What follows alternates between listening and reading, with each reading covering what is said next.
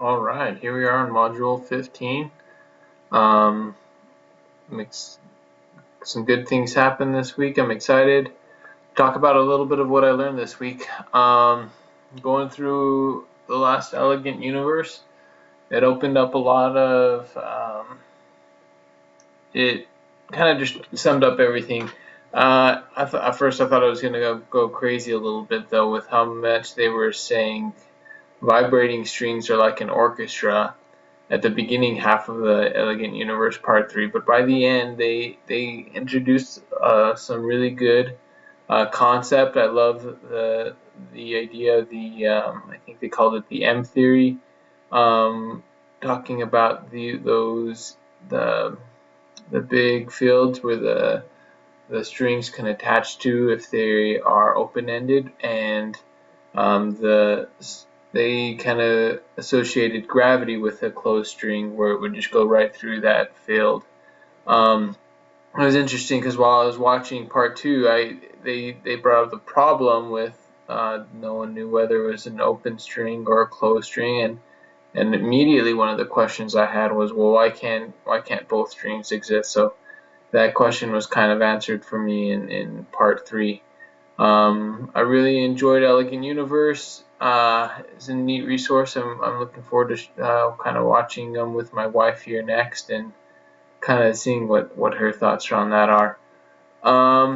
Next thing I wanted to do, I'm continuing to work on the controversial debates. I have them all downloaded and reading through them and getting ideas on exactly how I want to reply to all of those. So those continue to be good, and I'll be getting a lot of good feedback on those, giving a lot of good feedback on those here really soon.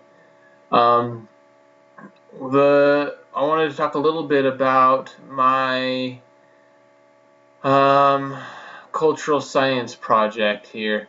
Um, I decided to do my cultural science on a movie called that I actually found on Amazon Instant Video called Silicon Valley: An American Experience. And I'll be posting my reaction paper here shortly, as you can see. But what we have here is just the beginnings of Silicon Valley, and it kind of follows Robert Noyce and how he played the significant role in Silicon Valley. I thought it was really well put together. I actually found myself enjoying it a lot more than I thought I was going to, and it actually ended up applying more to this class even more than I thought it was going to. Talking about first they talked a lot about resistors, and they got a little bit into um, microchips and exactly how Robert Noyce played a significant role in that. They went through all the different companies, and I found myself really cheering for him. I'm like, well, I don't really remember this Fairchild company. I'm sure it's still around, um, but it's not something. And by the end of the movie, they talked about how he helped found Intel, as you can see, co-founder of Fairchild Semiconductors and Intel, and of course, who hasn't heard of Intel? So he's played a very significant role in. If you watch the video, you can see how significant that was and how he kind of set the cornerstone for Silicon Valley. Um, the neat resource dark matter, I thought it was really interesting. I'd had I, I remember hearing about dark matter. I haven't known much about it, um, but I enjoyed reading other articles and exactly what it is, um, and exactly why scientists believe why it exists, how they can study the interactions of the universe and whatnot.